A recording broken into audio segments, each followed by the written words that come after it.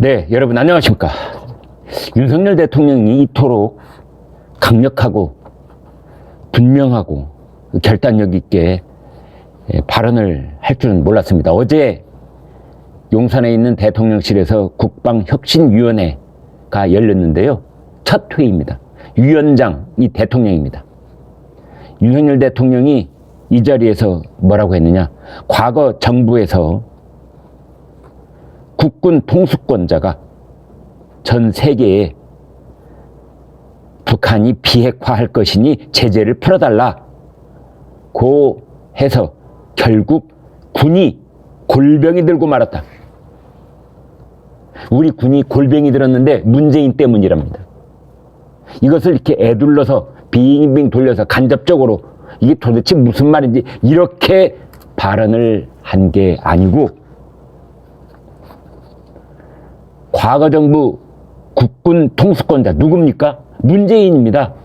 국군 통수권자 대통령이거든요. 문재인 전 대통령이 전 세계에 돌아다니면서 프랑스에 가서 마크롱 대통령을 만났는데, 마크롱 대통령은 북한의 비핵화 이게 정말 중요하다, 북한 비난하고 있는데 그 자리에서 문재인 전 대통령은 제재 풀어달라는 얘기만 하고 돌아다녔거든요. 자기가 마치 김정은의 뭐 속까지 다 들어가 있어서 비핵화를 보증하겠다는 듯이.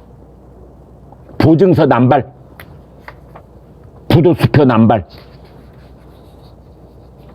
이제 그랬다는 건 지금 시청자들께서도 알고 뭐 대부분 국민들이 다 알고 계시는 건데, 이것을 그 후임이자 현직 대통령인 윤석열 대통령 입에서 공식 회의석상에서 모두 발언해서 과거 정부의 국군 통수권자 때문에 우리 군이 골병이 들었다, 이렇게 얘기를 한 겁니다.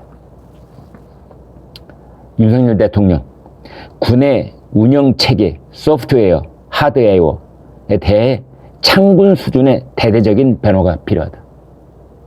자, 문재인 정부 때 군은 골병이 들었으니 이제 우리 국군을 새로 창설한다, 창군한다는 각오로 변화, 대대적인 변화를 꾀해달라, 이제 이런 겁니다. 그러면서 북한의 핵 위협, 미사일 위협, 대량 살상무기 위협 이런 거에 맞서서 전략사령부를 창설하겠다고 밝혔습니다. 그러면서 또 덧붙입니다. 윤석열 대통령. 과거 정부에서 정치 이념에 사로잡혀 북핵 위험에 고개를 돌렸다.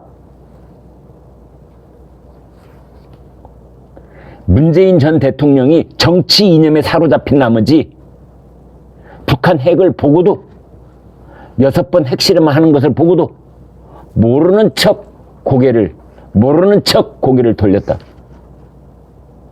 그래서 우리 군이 골병이 들었는데 이런 비정상화를 정상화해야 된다. 그래서 지난 정부, 문재인 정부 얘기를 안 할 수가 없다. 왜?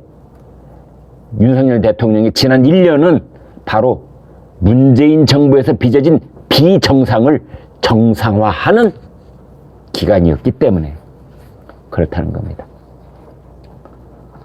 고도화되는 북한의 핵, 미사일 위협에 대해 압도적인 대응 역량을 갖추고 효율적인 군 구조로 탈바꿈해 싸워서 이길 수 있는, 감히 싸움을 걸어오지 못하게 하는 강군으로 우리 군을 바꾸는 것이다.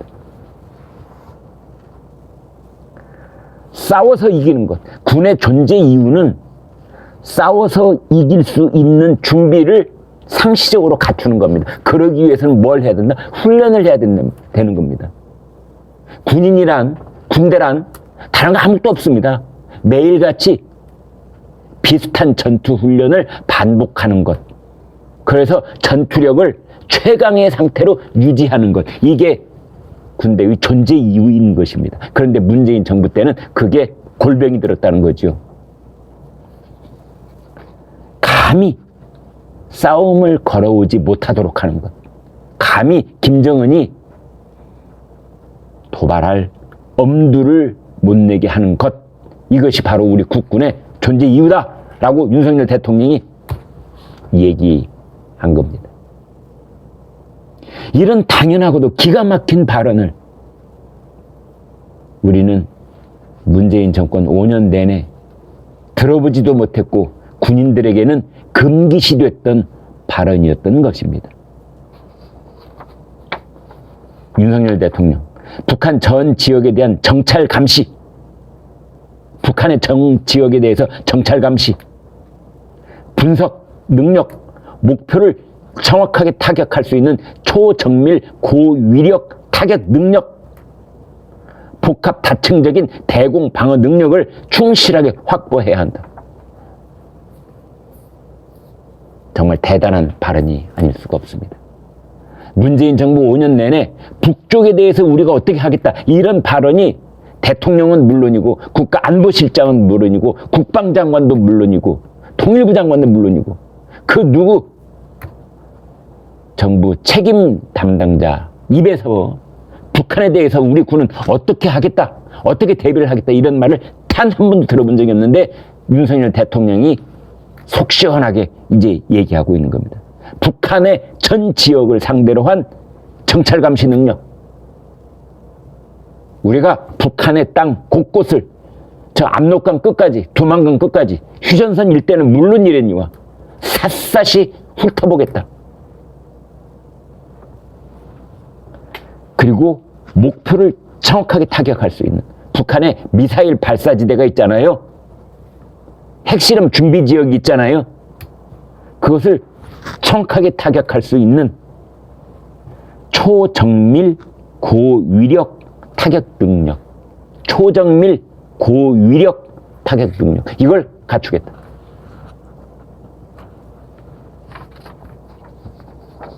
윤석열 대통령, 무엇보다 북한의 도발 심리를 사전에 억제할 압도적인 전력을 보유해야 된다. 압도적이어야 된다.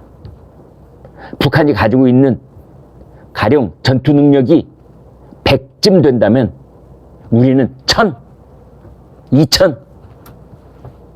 북한의 군이 병아리라면 우리는 장딱. 이 표현은 제가 쓴 게 아니고요. 해군 작전사령관을 했던 분이 쓴 얘기인 겁니다. 북한의 군함이 내려올 때 그 북한의 군함을 우리가 압도적으로 제압을 하려면 북한의 군함이 병아리 수준일 때 우리는 장딱 수준의 군함을 갖고 있어야 된다. 해군 작전사령관이 한 얘기입니다.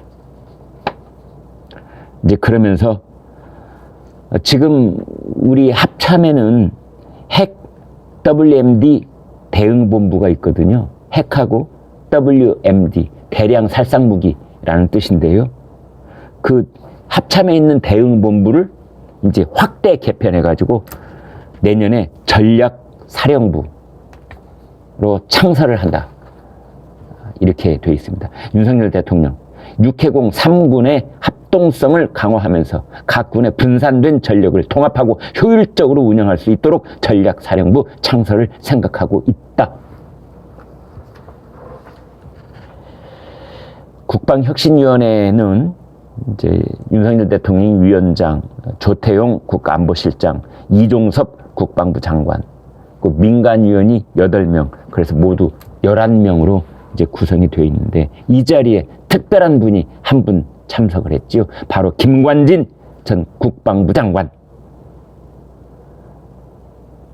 김관진 장관을 윤석열 대통령은 부위원장님이라고 호칭을 하면서 바로 옆에 앉으시라 이렇게 권유를 하면서 존경받는 군 원로이신 우리 김관진 장관님을 모시고 위원회를 출범하게 됐다. 그러면서 김관진 장관을 각별하게 예우를 했습니다.